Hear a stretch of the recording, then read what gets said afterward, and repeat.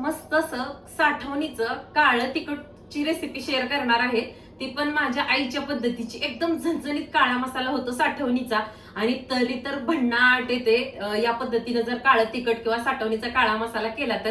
आणि माझी आई हे काळं तिखट बनवताना कोणकोणते मसाले वापरते त्याच्यामध्ये ते सुद्धा तुम्हाला डिटेलमध्ये दाखवते। माझ्या आईनं भाजी बनवताना एक चमचा जरी हे तिखट टाकलं ना तिला दुसरं कुठलंही त्याच्यामध्ये म्हणजे धनेपूड जिरेपूड हे कधी टाकायची गरज भासत नव्हती। इतकं सुंदर या पद्धतीने केल्यानंतर काळं तिखट होतं। त्याचबरोबर तरी सुद्धा कमी तेलात जरी तुम्ही एखादी रस्सा भाजी असू द्या सुक्की भाजी असू द्या त्या भाजीला इतका छान डार्क लाल बुंदासा रंग येतो ना तर तुम्ही तिखट झाल्यानंतर मी रेसिपी तुमच्यासोबत शेअर करेनच त्यावेळेस बघाल। चला आता साहित्य काय काय घेतले ते दाखवते आणि सगळ्यात महत्वाचं हे तिखट बनवत असताना मिरच्या कोणकोणत्या पद्धतीच्या वापरणार आहे ना ते शेवटी दाखवते, त्यामुळं स्किप न करता व्हिडिओ बघा। चला तर मग मसाले कोणते घेतले ते दाखवते। हळकुंड घेतले इथं मी 100 ग्रॅम। हे दगडफूल आहे, दगडफूल इथं मी घेतले 25 ग्रॅम। तमलपत्र घेतले 25 ग्रॅम। इथं तीळ घेतलेत गावरान पद्धतीचे 100 ग्रॅम। जिरे घेतलेले आहेत 25 ग्रॅम आणि खसखस आहे इथं 100 ग्रॅम आणि इथं बदाम फूल आहे 25 ग्रॅम आणि काळी मिरी आहे 25 ग्रॅम। त्याचबरोबर इथं जायपत्री आहे 25 ग्रॅम। दालचिनी 25 ग्रॅम आहे। इथं नाकेश्वर आहे ते 25 ग्रॅम आहे। त्यानंतर ही रामपत्री आहे ती सुद्धा 25 ग्रॅम आहे।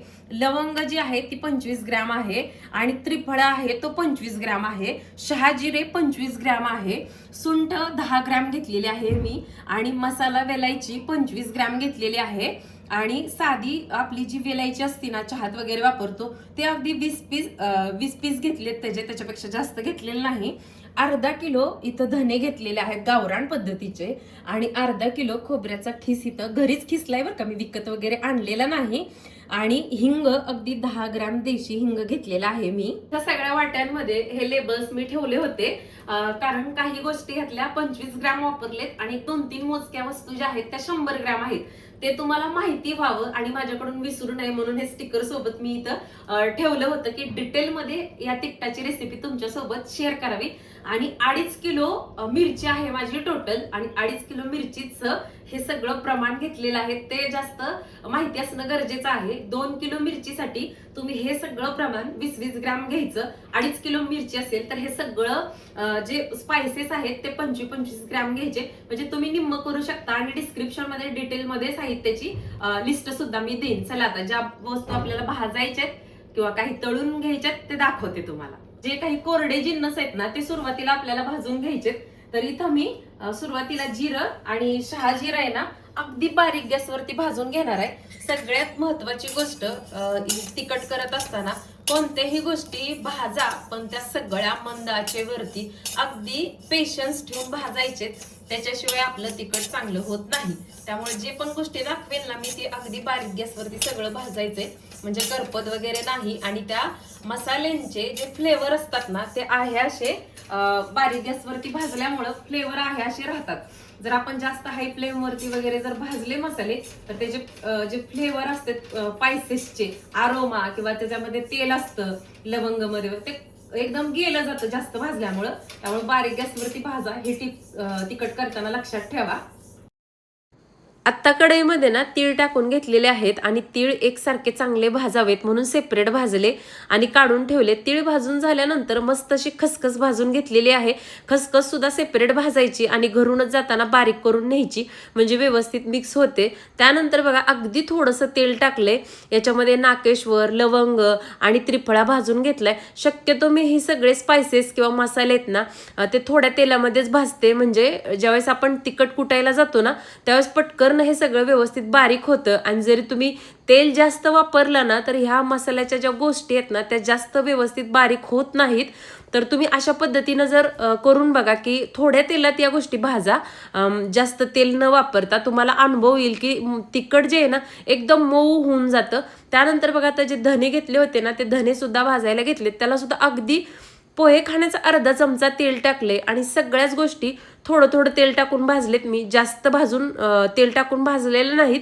ज्या कोरड्या भाजलेत त्या पण सुरुवातीला दाखवल्या आणि तेल टाकून भाजल्यात त्या पण दाखवल्या। आता इथं हळकुंड आहेत ना बारीक गॅसवरती 10 मिनिटं मस्त टंब फुगेपर्यंत ना भाजून घेतली, तेलामध्ये तळून घेतली आहेत। त्यानंतर हे किसलेलं खोबरं आहे ना ते सुद्धा भाजून घेतले. इथं लास्टला खोबऱ्याचा रंग कशा पद्धतीनं आला होता ना ते ताटात काढल्यानंतर दाखवते. अगदी 15 मिनिटं लाल बुंद रंग येईपर्यंत खोबरं भाजून घेतलं होतं. त्यानंतर बघा मस्त असं हिंग सुद्धा आपल्याला भाजून घ्यायचा आहे. चांगला फुलतो हिंग तेलात टाकल्यानंतर 10 ग्रॅम हिंग घेतला होता तो सुद्धा मस्त फुलेपर्यंत तेलात मस्त भाजून घेतलाय. आणि इथं लास्टला आपल्याला हा वाळवलेला कांदा भाजून घ्यायचा आहे. चांगला कडकडीत उन्हामध्ये हा कांदा मी बारीक कट करून वाळवून घेतला होता. तो सुद्धा लाल बुंद रंग येईपर्यंत भाजून घ्यायचा आहे. खोबरं आणि कांदा या 2 गोष्टी व्यवस्थित भाजल्या की तिखटाला छान रंग येतो. मस्त असं सगळे जे काही कोरडे जिन्नस होते ते भाजले. जे काही थोडेफार तेल टाकून भाजायचे होते ते सुद्धा भाजले. आता मिरची भाजायची म्हणून तर पातेलं गरम करायला ठेवलं एकदम जाड बुडाचं. माझ्याकडे काही एवढी मोठी अशी कढई नाही. आणि हे बघा आपलं भाजल्यानंतर हे सगळं असं दिसतंय. थंड व्हायसाठी इथं ठेवलंय सगळं मी साहित्य. आणि खोबऱ्याला सुद्धा बघा किती छान रंग आलाय. अशा पद्धतीनं खोबरं भाजलं ना की तिखटाला खूप मस्त रंग येतो. आणि धने सुद्धा बघा चांगले चटकेपर्यंत असे भाजलेले आहेत. सगळं साहित्य बघा तुम्ही मस्त भाजले एकदम. आणि हळकुंड सुद्धा बघा तुम्हाला दाखवते. हे अशा पद्धतीने हळकुंड सुद्धा भाजले मस्त रंग येतो. नाव सांगते. आणि हिंग आहे का ह्याच्यामध्ये, हिंग इथं तळून टाकलाय. आणि हळकुंड आणि आता मिरची. तर आता इथं ना ही सगळी मिरची आहे ती 2 दिवस कडकडीत उन्हाला म्हणजे वाळत घालून घेतली आहे. चांगली एकदम वाळली ना की कुठली जाते चांगली. आणि देठ अशीच ठेवते मिरचीची. म्हणजे थोडस देठ मोडत असते मी का तर बिया बाहेर पडत नाहीत. जर तुम्ही पूर्ण देठ काढला ना बिया सगळ्या पडून जातात मिरचीच्या. आणि ही मिरची जी आहे लवंगी मिरची 2 किलो घेतलीये मी. आणि ही कश्मीरी बेडगी आहे बरं का. ही कश्मीरी बेडगी 2 किलो मिरचीसाठी मी 250 ग्रॅम घेतलीये मी.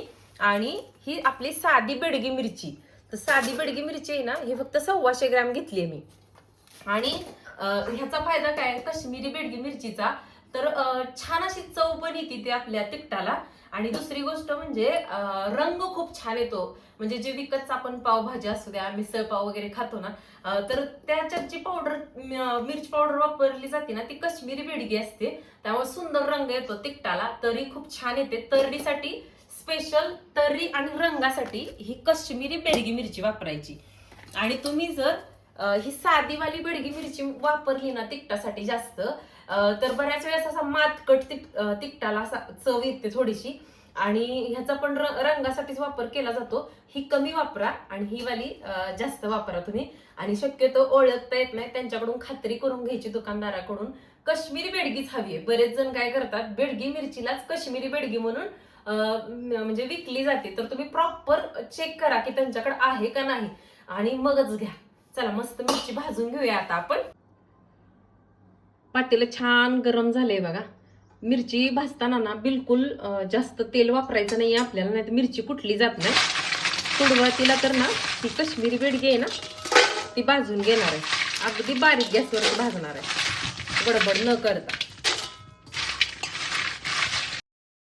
सुरुवातीला इथं आता बेडगी मिरची आहे ना ती मस्त अशी भाजून घेतली. कश्मीरी बेडगी मिरची आहे ना ती सुद्धा भाजून घेतली. अगदी नॉर्मल 2-2, 3-3 थेंब इतकंच तेल टाकलंय. मिरची भाजताना बिलकुल जास्त तेल वापरायचं नाही, नाहीतर डंक्यावरती गेल्यानंतर ही मिरची बिलकुल बारीक होत नाही. भाजलेले सगळे जिन्नस आता व्यवस्थित इथं ठेवलेत. तासभर थंड होऊ देणार आहे. नंतर हे डंक्यावरती कुटण्यासाठी घेऊन जाणार आहे. आता सगळं व्यवस्थित इथं भरून घेऊन गेले होते. फक्त कांदा आणि खोबरं जे आहे ते सेपरेट डब्यामध्ये मी घेऊन गेले होते. सुरुवातीला तर त्यांनी इथं ज्या काही आपल्या मिरच्या होत्या एकत्र त्या सगळ्या मिरच्या टाकल्या आणि त्याच्यामध्ये जे काही मी सुके आणि कोरडे मसाले भाजले होते ते टाकले. छान त्याची चटणीसारखी पूड बनवून घेतली. ती जवळजवळ 2 ते 3 वेळा त्यांनी छान चाळून घेतली. म्हणजे बिया सुद्धा आपल्या मस्त बारीक होतात. इथं तुम्ही बघू शकता किती मस्त अशी बारीक पावडर झालेली आहे या सगळ्या मसाल्यांची. आणि ज्या वेळेस 3 वेळा त्यांनी हे चटणीची पावडर मसाल्यासोबतची बारीक केली त्यानंतर लास्टला भाजलेला कांदा आणि भाजलेलं खोबरं टाकलं आणि तिखट मिळवून घेतलं. आणि लास्टला थोडीशी राहिलेली ही मिरचीची पूड सुद्धा टाकून घेतली. सुरुवातीला थोड्याच मिरची पूडमध्ये कांदा आणि खोबरं बारीक करून घेतलं आणि नंतर राहिलेली सगळी मिरचीची पूड टाकली. आणि जे काही आपण मसाले तळत असताना म्हणजे हळकुंड खोबरं तळलेलं तेल राहिलं होतं ना ते थंड झालेलं तेल मी घेऊन गेले होते. लास्टला या तिखटामध्ये ते सगळं तेल ओतलं आणि मस्त मुटक्यासारखं तिखट बनलं होतं. आत्ता तुम्ही इथं बघू शकता सुरुवातीला त्यांनी थोडंसं तेल ॲड केलं आणि हे तिखट मस्त मिळवून घेतलं. आणि त्यानंतर लास्टला जे काही सगळं तेल उरलं होतं ना ते सुद्धा त्यांनी त्याच्यामध्ये मी ऍड करायला लावलं. म्हणजे प्रत्येकाची आवड वेगळी असते. काही जण तिखट मिळवल्यानंतर जास्त तेल वापरत नाहीत, काही जण जास्त वापरतात आणि इथल्या जे मावशी आहेत ना विचारून टाकतात की तेल किती टाकायचे. आणि सगळ्यात महत्त्वाचं त्या तिखटामध्ये मीठ सुद्धा जास्त वापरत नाहीत, त्यामुळं तिखटाचा तिखटपणा मरत नाही. तुम्ही पण तिखट करताना ना तिखटामध्ये जास्त मीठ वापरू नका, त्यांना आपलं तिखटाचा तिखटपणा कमी होतो. तर कशी वाटली आपल्या तिखटाची रेसिपी? आवडली असेल तर लाईक करा, चॅनलवरती नवीन असाल तर सबस्क्राईब करा. नंतर भेटू, बाय.